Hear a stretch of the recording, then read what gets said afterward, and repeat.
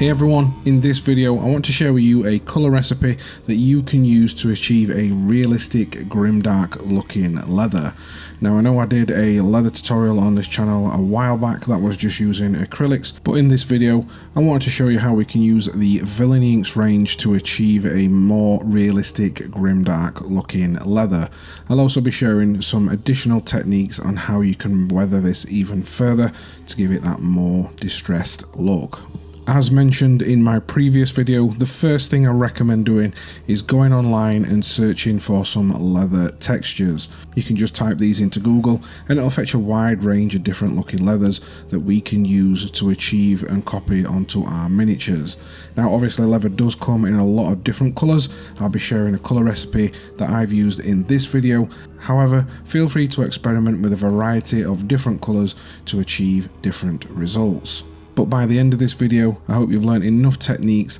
that you can go away and experiment with your own recipes.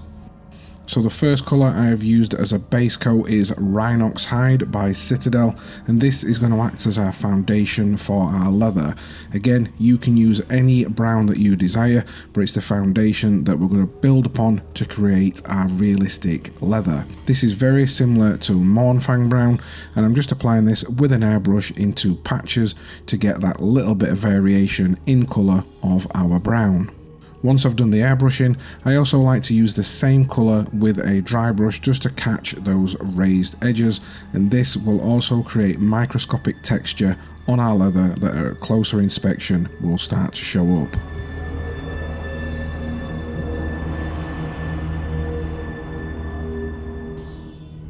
Now using Zamzi Desert, I'm going to add some further layers and distressing to our leather, and for this I'm just working my way around in very fine lines in like a tippy tappy motion around all the edges. So first up I work my way around all the edges, just adding like little, it's a bit like edge highlighting but adding like in more like a stipple slash tippy tappy method, and then for like larger parts coming onto the leather itself where the folds are and some of the creases, I start to add these thin lines. Now a little tip for this is obviously you just brush control, and I'd recommend practicing this on some like some old miniatures or some bits of sprue that you might have laying around, just so you can get like a feel of like how it flows off your brush. And I'm just doing really random like little wiggles and squiggles, just working my way around all the leather, following the contours and all the edges. Then I'm going to use Ungor Flesh, which is, you know, it's not a colour that you might like associate with a brown leather, but it'll make sense a little bit later on in the video, and I'm just going to repeat that method into more of the areas that I want to be highlighted or further distressed. We're just working our way around. This is a section that I'd really take your time on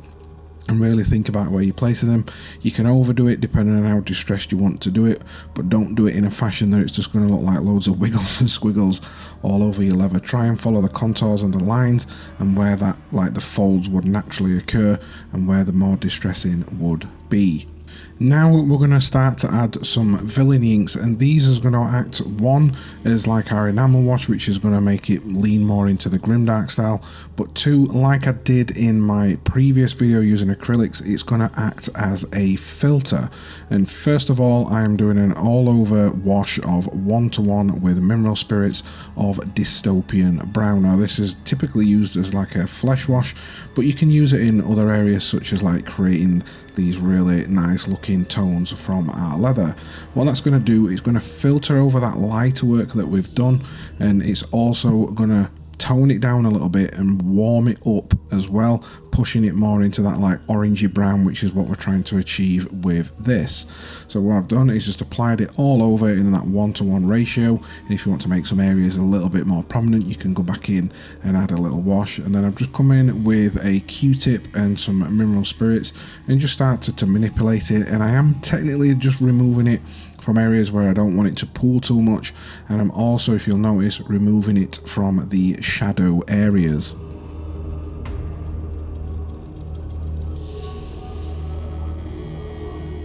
After that has dried a little bit, and we're going to come in with Sector Rust, again diluted 1:1 with mineral spirits, and I'm only applying this in areas like the highlights just to tone down those little scratches what we've done previously and push it again more to that warm tone, as Sector Rust is absolutely beautiful orange and it works perfect for leather. And this is just done in the same motion of what we've done previously, and if I need to mop up any areas or clean up any areas, again I just come in with my Q-tip and just remove them, and you can use a hairdryer just to speed up that process a little bit more. Feel free to experiment going back and forth between like your dystopian brown and your Sector Rust, and you can even go back in there and add some additional highlights if you've toned them down too much. And that's the beauty of enamels, you can go back and forth with them, adding some and then removing some if required.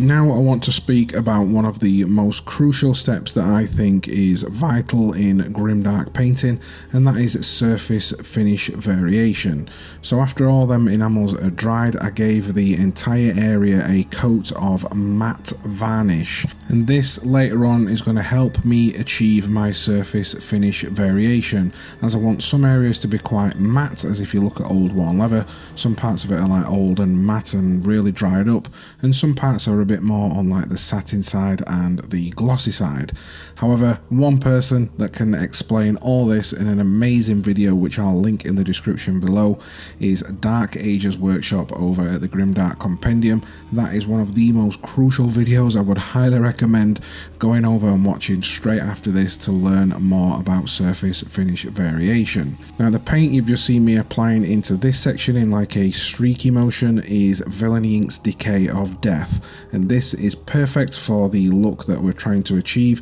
which will distress your leather and just add that little bit more grime to it. And it is also perfect as the Krieg live on a radiation planet. This could be like particles of radiation or like radiated muck and mud that started to drip down this leather.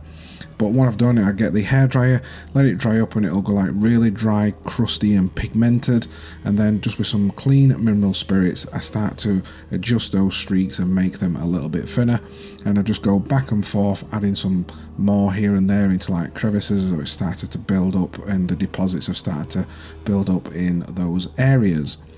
Finally, if you want to, add a little bit more of like the Sector Rust at this stage, feel free to do that if you want to warm it up a little bit more. And then also what I've done to get my surface finish variation, I've come in with Ichor of the Damned, and I'm only applying this into the shadow areas. And this is literally just neat from the bottle. I've just got a little bit of it on my brush, and I've just started to like brush it up into the shadow areas, and when that dries, it'll dry a little bit more on the satin side, giving us that perfect surface finish variation. Now once that has done, you could leave it at this stage and that is your leather complete, but for me I want to push it that tiny little bit further and add some additional weathering to it, and for that I've used some texture paint, and this is just Vallejo's Thick Mud, and I've just applied it round the bottom to give it like a bit of grit, grime and muck, as though this guy's been like sat in his like backpack's gone into it. And then just using some pigment powders, which is like some greys and some AK dust, I've just pigmented and put those on and brushed some onto some certain areas